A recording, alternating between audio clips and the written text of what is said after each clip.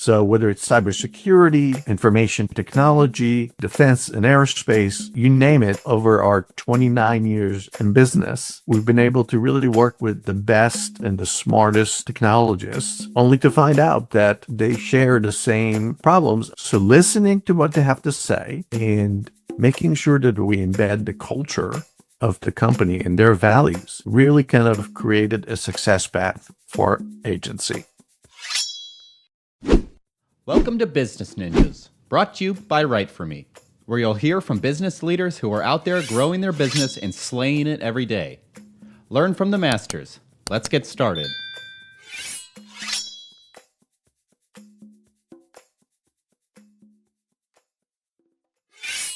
Hi, and welcome to another episode of Business Ninjas. I'm here today with Gal Borenstein, CEO of the Borenstein Group and author of the book, Don't Believe the Hype. Gal, thank you for being with us today. How are you? Thank you for having me, and it's an honor to be on this podcast. Excellent. I appreciate your time. Please tell us a bit about yourself and about the Borenstein Group. Well, the Borenstein Group is an integrated marketing, branding, and PR agency that really kind of focuses on two markets, business to business and business to government. And 90% of our clients are technology companies. Back in 1995, I was a fresh graduate out of George Mason University's first techno MBA program, where they realized that the new world would connect business and technology before the IBMs of the world were kind of going away, and a lot of new small to mid-sized companies are going to grow.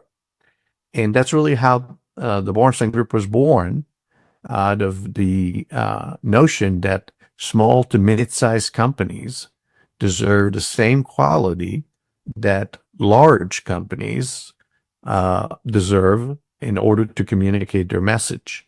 And I took the model of saying, hey, if you are a startup, if you're a two-man proof of concept, if you're nascent, if you already have 50 employees or 250 employees or 500 employees, there are things that you have to do to get your brand from zero to a hero.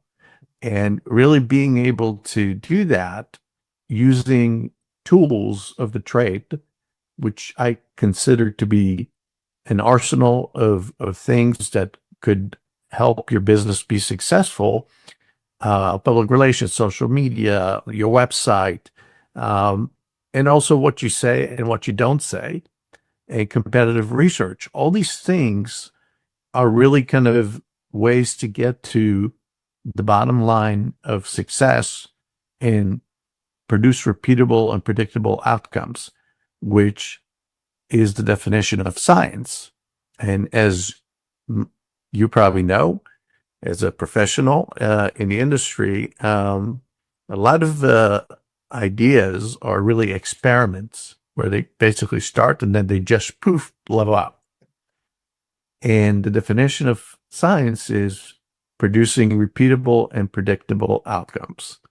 So the Borenstein Group really kind of, from the beginning, our tagline was making creativity a science, because creativity is not a science and is very much needed in order to produce something that is differentiated. However, if you can't scale it, if you can't take your message and really kind of make it so that it's effective, then you can't really be successful, and the idea just dies on the vine. So whether it's cybersecurity, information technology, defense and aerospace, you name it, over our 29 years in business, we've been able to really work with the best and the smartest technologists, and only to find out that they share the same problems unless they were in the marketing or business development position or growth before they started or became CEOs of other companies. So listening to what they have to say and making sure that we embed the culture of the company and their values really kind of created a success path for agency. Very quickly about myself, I was born and raised in Israel. I was a military journalist in my mandatory active duty in the Israeli army, and I came here at age 21. I was much younger than most people, but I was also much older than freshmen in college that had very different interests, as opposed to, hey, I'm coming to get education so I can get through life and be successful. Doing so, I finished my undergrad degree at the School of Communications at Temple University in Philadelphia in 2.5 years, simply because I couldn't afford it, paying the tuition and spread it like most students. You know, you can take 12 credits or you can take 17 credits, and it costs the same. So I took the 17 credits in every winter session and summer session. And then from there, moved to Fairfax, Virginia, where George Mason University is. And that's where the kind of the techno MBA and understanding the new world of telecommunications and networks and data is going to change the world. I kind of refer to it as the prehistoric, pre-browser era of the internet, because it was kind of a mystery. It was, you could tell somebody that you're studying about telecommunications and they thought about it as kind of a science fiction or astronomy, and they give you that look. So I'm laughing about it now because we are in the same scenario now with AI, and all the opportunities, the challenges, and the strategies that AI connects to marketing, branding, and PR really puts us in a position that still we have some people that are saying, oh, it never actually replace a human being or never replace a strategy. Yet, if you watch the market and you see all the new technologies and all the new smart, highly intelligent people that are coming up with ways to take something that is broken and leverage it and make it into something very successful. That's really where we are. And just as a happenstance, I was watching an interview with NVIDIA's CEO just the other day, and Jim Cramer from Fast Money on CNBC asked him, you know, so what's next now that you have like a brain that you've created and working with OpenAI and all the other companies? And the CEO of NVIDIA basically answered it with, now that we have a brain, we can basically create limbs, hands, and legs, and any other part, and eyes that really kind of solve problems. And we can teach them how to do it. And once you teach them how to do it, maybe they'll be able to drive a car, wash the dishes, or make business development much easier by using intelligence, but also executing things that before depended on 30 years of experience or no experience. So I feel that we're kind of at that same point in history where you can choose to basically ignore it, or you can choose to be part of it. And that's really the continuous theme and motto of my agency. There's definitely a quickening. I mean, this cycle of change in technology is so much shorter than it's ever been. And I think it's going to become exponentially shorter because AI, because that's its ability to do the research to prove a concept is now, I mean, is so short. It's so quick to turn around that I don't think anybody can tell you what a year from now is going to look like. So in terms of the verticals you service, you said 90% of your clients are in the tech sector and the other 10 are government entities, or is it No, the core of the company is 90% are really technologists, and the others are really management consulting companies Okay. that are serving the technology companies or the technology economy. So if you think about for every cybersecurity company, that has to be a process and a compliance uh, methodology.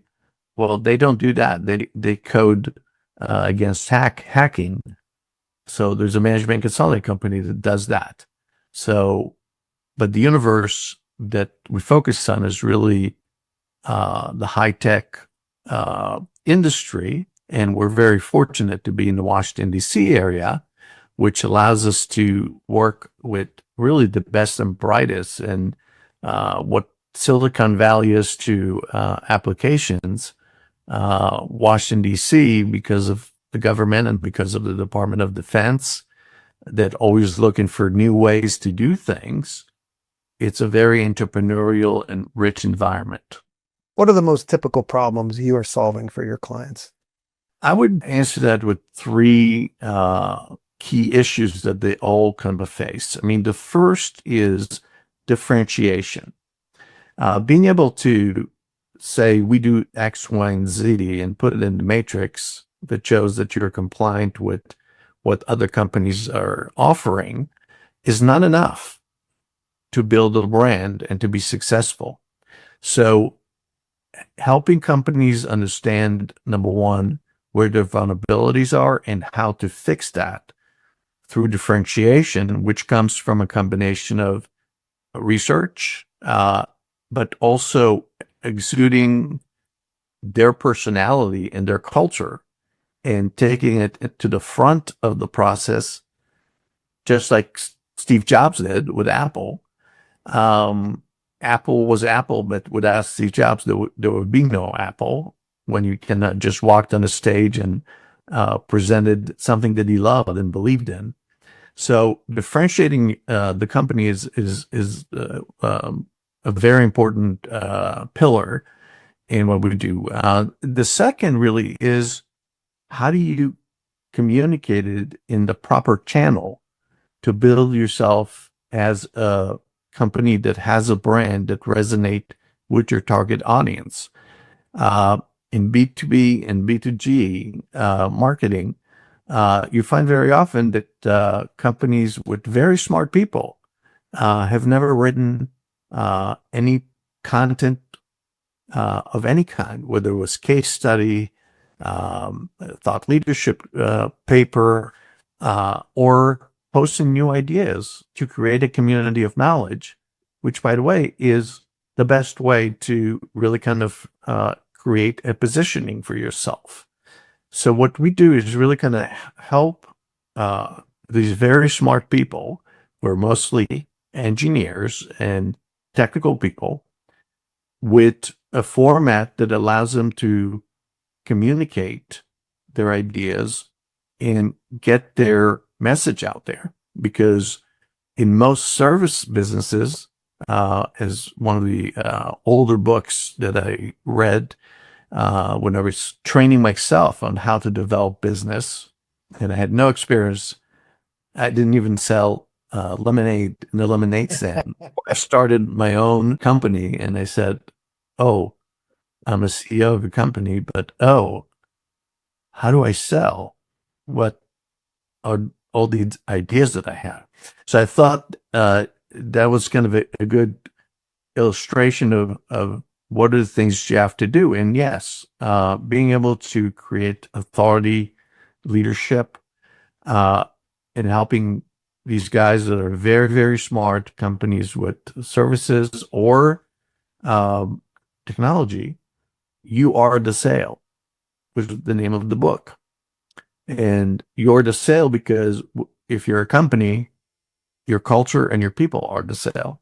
If you are in a product category, you still have to be able to create a persona that is actually likable, strategic to your mission, and most importantly, solves a problem that people either know that they have it or help them discover that they have a problem that could be fixed and make them more efficient, more productive, whatever the thing may be. And really kind of the third, which is the most critical as technology marketing and branding and PR has taken, a huge leap between the old days where a press release was just a press release, which now is called content marketing, because you can take the same press release and also make it into a blog, make it into a white paper, make it into a case study, and then broadcast it through narrowcasting on social media channels where your audience may be. The third pillar of it is, how do you build digital brand trust in the environment that you actually operate in? We find very often that companies spend very little time thinking about the fact that it's not really what you think about yourself. It's what other people think about you when you're not in the room. And I'm paraphrasing Jeff Bezos of Amazon, that was asked that question one day. He was asked, what is branding? And he said, it's what people say about you when you're not in the room. And if you kind of extrapolate it into customer testimonials, into validation through reviews, and also creating an environment where when you see all these fake news and fake reviews, and there's so much noise that you have to really create your narrative and use the tools that are available to you, that are available. Of course. People just don't connect that necessarily to the fact that at the end of the day, when you're buying something that costs $500,000 and $1 million and $2 million or $100 million, where some of our clients sell, trust is the most important coinage, if you will, in making it successful. So these are kind of the three things that we do that really kind of then become extensions of tactical execution points. Well, you speak our language in spades, as they say. We preach many of the things that you're talking about. Human nature is such that people post negative reviews much quicker than they do positive reviews for the most part. So we have to remind clients to proactively go seek out to boost their Google business profile, for instance, or, to have more case studies. I echo what you said. What you think of yourself is interesting, but that's not how you're closing a sale. It's what those people over there, their experience with you and what they have to say about the experience is what closes the deal. Absolutely. Yes. And I think, what most people kind of don't necessarily process when they start marketing, whatever brand they're working with, is the fact that if you don't get that trust and you only think that, you passed all the technical certifications and you're using, whether it's cybersecurity, there's a CMMI maturity model for, how secure are you and what policies you're following with your cybersecurity product, or whether it's an AI company that needs to have a good privacy policy to make sure that people trust that whatever they're putting in the system will actually be protected from hacking, or as the latest case study, which is 23andMe, which was just on the news this week about going bankrupt. Everybody's talking about deleting their profiles. And in reality, it is in chapter 11, not chapter 7, which means somebody's going to acquire that information. And if 23andMe is able to sustain the trust that the data is not being sold to Russians or Chinese, like, the fear that we have with TikTok, that's really something that can be salvaged and actually made even better. So 23andMe is a glaring example of how we've been numbed out.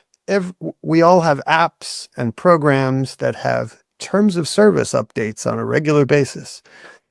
What percentage of human beings reads the fine print? And the answer is nearly zero. I'm sure that you're a different person because you're acutely aware of what's at stake when you click that I accept box.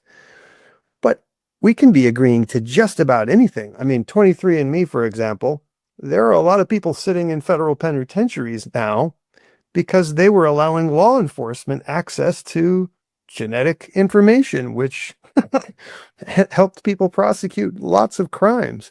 I'm pretty sure they wouldn't have agreed to that day one if they'd read all the fine print about where the data was going. But yeah, it's a dangerous world when Apple pushes an update to your OS and it is this long, no one's reading it, and it could say anything. yes, and that's where really kind of having a pretext of trust really allows you to promote and help people kind of move from, I'm not sure if I can sign it, to understanding there are standards that have to evolve, and none of them will be perfect, but at least there is something that you can build on as you kind of cognitively analyzing, should I click yes without reading it or not? Yes, most people don't read it, but you wouldn't do it with a company you don't trust. And I think in the digital world that we live in now, where you can have a video conference with a person you never met before, and have probably the same impact that you would have if you met them for a coffee or lunch or at a trade show. All these kind of vehicles have to connect to building a persona of trust. And I think that is what drives success and failure in today's environment. And I think it's only going to get more intense. No, I mean, trust is paramount for any relationship that's closer than arm's length of any sort, personal, professional. I mean, in your space, you're representing people. You're responsible for telling the world their story and who they are. Yes. Trust is day one, has to be established, because that sort of relationship can't have legs otherwise. Absolutely. Switch gears for a minute. Tell me about the COVID years and the challenges and opportunities of trying to sustain a business like yours through COVID. When COVID kind of really hit, it broke every business model that was out there. Obviously, industries such as that depend on people actually coming to a store, like food, groceries, things of that nature, suddenly they didn't know what to do with their employees, and they fired most of their employees or put them on leave and tried to basically survive. In the services business, and specifically in the world of advertising and marketing and branding, it actually created a very interesting dynamic that at the beginning caused me and most owners of agencies a lot of anxiety, but actually wind up being fundamentally the next industrial revolution for agencies and consulting companies that are working to sell knowledge, if you will. The first part of it was the fact that pre-COVID, every community that you live in has a limited amount of talent pool.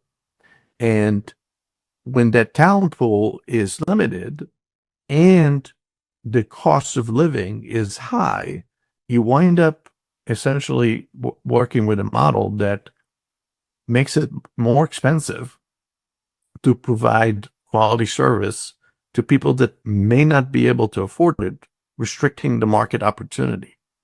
So when we learned that after 4 or 6 months of an empty office that had 15 employees, that it doesn't really make sense that nobody wanted to come to work. Nobody could go to work at the beginning because of all um, the vaccines and the deaths on the news and counting the deaths every day, right? It was a real crisis for a lot of people. So being able to say, hey, with the internet, with all the talent sites that show talented people that were in Washington, D.C., that maybe somebody in Ohio, maybe somebody in Kentucky, maybe somebody in Arizona, maybe somebody that is in the European country that is a graphic designer or a web designer, for example, um, we can reach out to them now and actually have a complete transparent relationship that you would have with the person that is typically next door or 3 cubicles away. And that really kind of opened the door to changing the business model and saying, do we really need an office? We had 5,000 square feet, Class A space, which to me was worth the rent that we were paying, because in order to be successful, you need to look successful and project success. And when COVID happened, I really kind of moved into thinking about it as now it's really is overhead because nobody is using the office. So expanding the talent pool was a very positive outcome, which meant more talent to be evaluated and used, scaling that talent to multiple locations, including deadlines. In our industry, everything is run by deadlines. So if a client called you at 5:30 p.m. on the East Coast or on the West Coast, doesn't matter where you are, and they say, we need it in the morning, it used to be, well, you basically would work all night or basically say, we can't do it because our video studio is closed or our copywriters need to go through a quality assurance. And suddenly being able to do what they call in coding world, follow the sun, created an opportunity to really say, we can do it for tomorrow morning because we have folks on the West Coast, we have folks on the East Coast, and when we're in a pinch, we have people that we work with that are in Europe that have the same education and the same access to technology that we have. The second part was really the fact that trade shows died, and the opportunity to meet people and to network and to communicate in person, where you can do a handshake, you can share a funny story at a luncheon, you can go to a networking event. All these things disappeared. So that first 6 months, this first 6 month environment really kind of were devastating.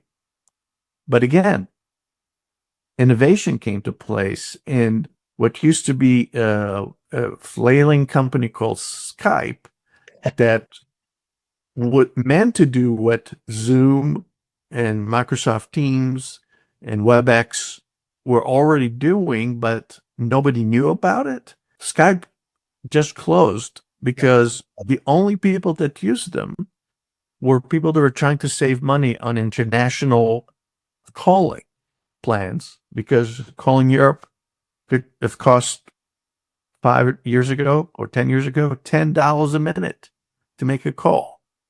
So having Skype was great, but Skype wasn't ready for a business grade level of communication.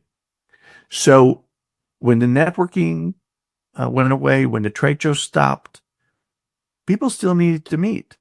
So when Zoom came along, it changed the way we were thinking, because now we could actually talk face to face. We could schedule it in any time that we want to. And most importantly, create that human connection that is the absolute fundamental of asking the question and answering it can I trust this person? Do I like this person if I'm hiring? Do I feel that we can do business together? And there's no replacement for that psychological make of every person that works.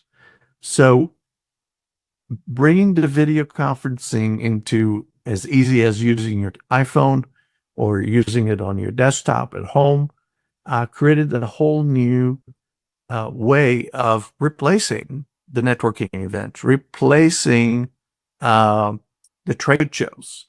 And that really kind of helped, I think, most service businesses that are selling knowledge really kind of change the way they do business, expand their market share, and really kind of communicate better. So these are kind of the two most important things that happened. And the third, we were a Washington, D.C. based company.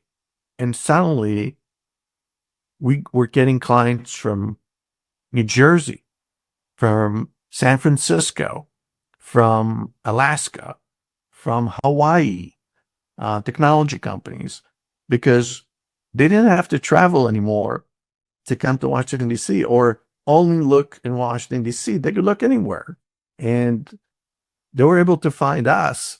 And then we'll say, okay, let's hop on a video call and talk about who we are. And you tell us what your needs are.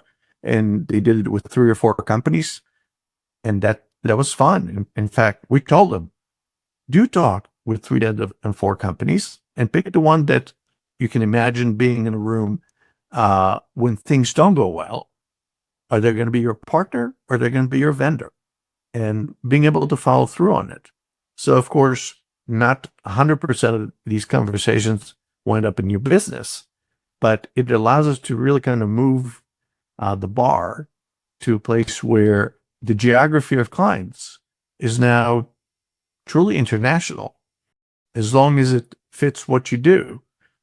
So with the horrible things that COVID brought to the world, with the death and the sickness and people dying and people losing their jobs and having a complete breakdown of a lot of kind of the social constructs for a while, the upside of COVID was innovation, American innovation, really kind of pushed the entire world to a place where we are a global village, where in the past, when somebody said we're a global village or it takes a village, right? People were kind of laughing and saying, yeah, but it was really kind of in quotes. And suddenly, yes, we are. Just the way we're talking today. We're a perfect example of that. I still find it remarkable. You brought up Skype. I cannot believe they did not find a way to expand, to pivot, and sustain themselves of all of the companies, because who doesn't know that brand? Who didn't? When COVID began, I'm sure their volume of calls went way up. The idea that they didn't find a way to be here today ahead of Zoom and ahead of the other entities we're talking about is remarkable to me. Yes. And really, without going into too much analysis, it really kind of was all about user interface and being able to think like a business person, not like a person-to-person communications, which meant, do you want to record your video? Do you want a transcription of the conversation so you don't forget what the client or the prospect said? Do you want to be able to mute your camera because you're not comfortable being on camera? All these things really were not part of how Skype operated. And it became kind of the lonesome orphan, if you will, of the industry. So not surprising, but again, it's survival of the fittest. All right. Tell us a little bit about your book, Don't Believe the Hype. Well, I'm very proud that I just released my 3rd book, business book, and it was a bestseller for the first 2 weeks. It came out on Amazon, both on Kindle and print. And it's called Don't Believe the Hype, because I felt that there was a need for kind of a guide for CEOs and chief marketing officers and chief growth officers about how you actually create a system that recognizes that trust is the core of your brand versus another thing that you have to do before you end the day. So the book really is about presenting a system which I call the Guardian, which is a really kind of initials for steps that you have to take. And really what it's about is, if you're a corporation, you have to look at trust on how you communicate your financial information to outside people, if you're publicly traded, or to your banks that are holding your loans, and how do you communicate success to employees in a company, and how do you do it in a way that actually communicates it in a way that they don't think that you're hiding something, or that you're telling them something that isn't true.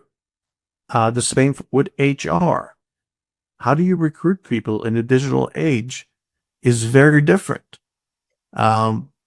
Indeed now, and I believe ZipRecruiter as well, have now integrated video interviews into how they recruit people.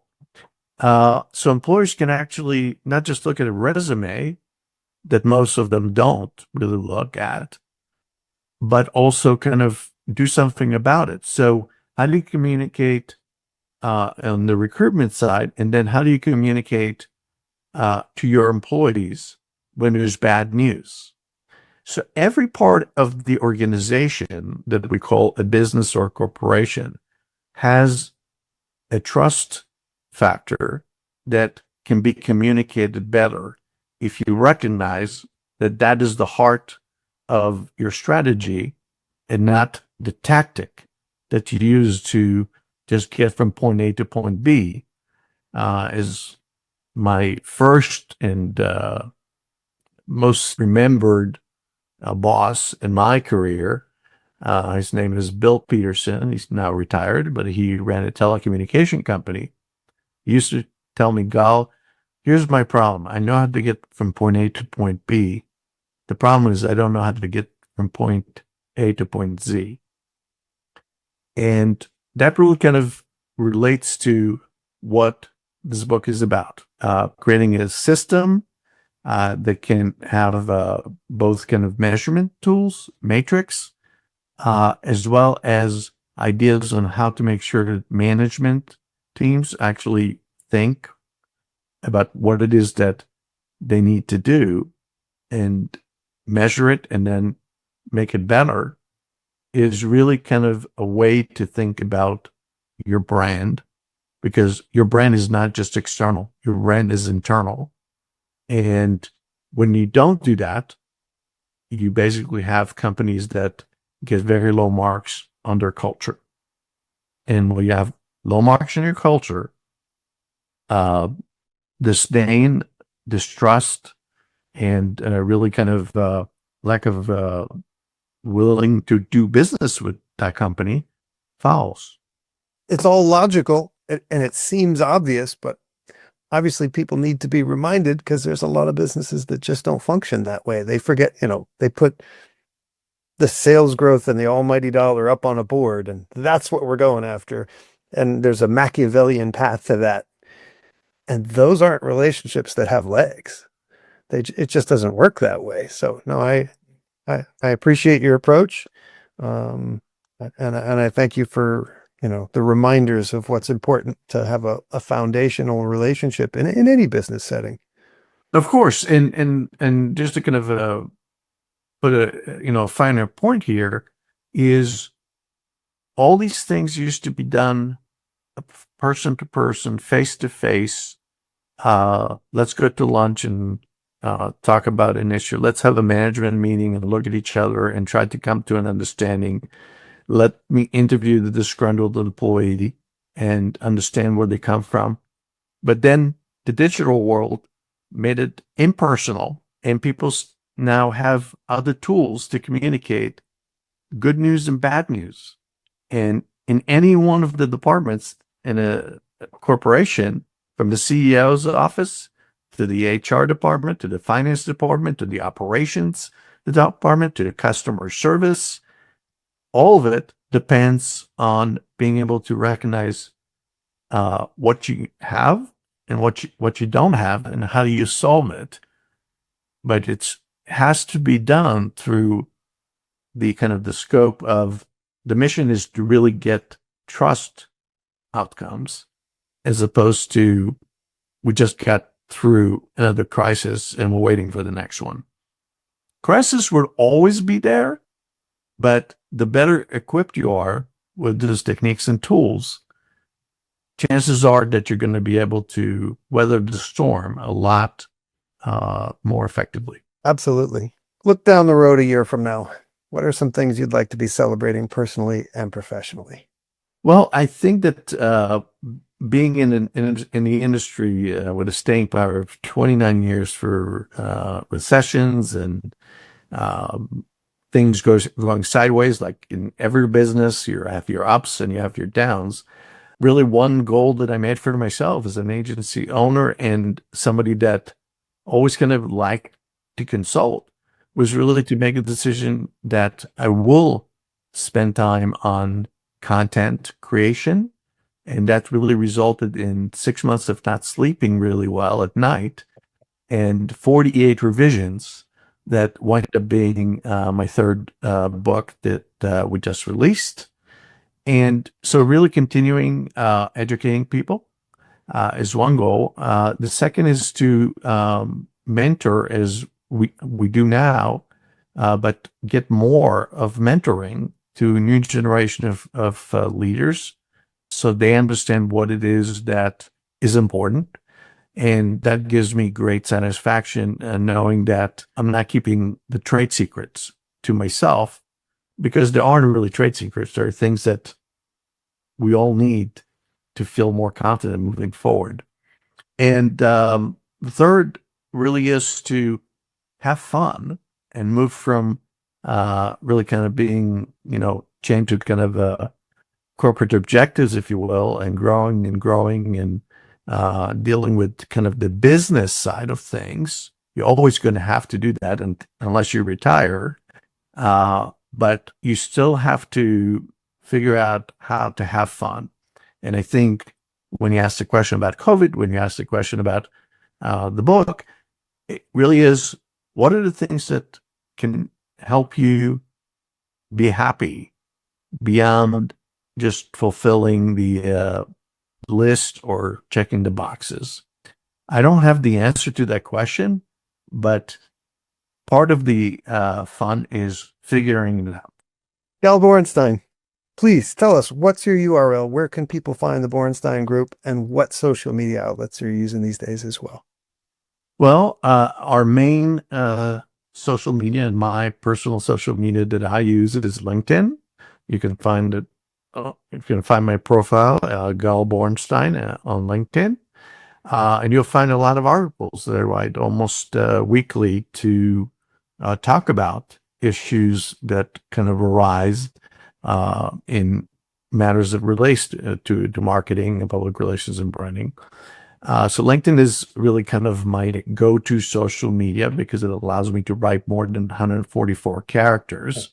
But then when you want to distribute the information, we're also on Twitter, and we're also on Facebook, because where people are is very difficult to really control. But we basically see what the metrics are and where people are more engaged. So for business to business, it is LinkedIn. How to find me and the company, you just have to type borensteingroup.com, which is spelled BORENSTEIN GROUP.com. And as I tell some of my clients that always kind of have an exchange of fun, is it Borenstein or Borenstein?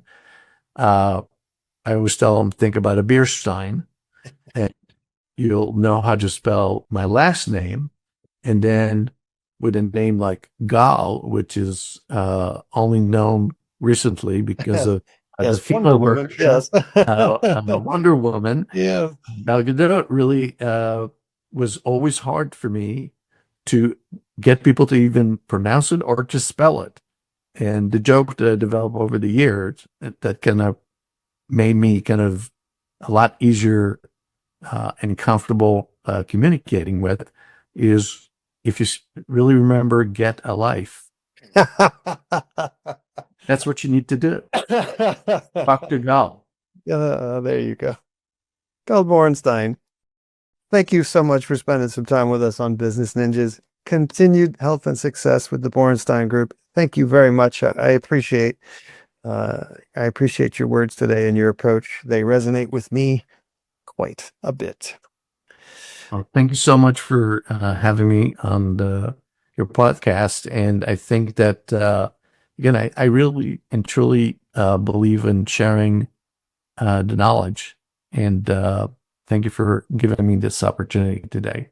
My pleasure. Be well.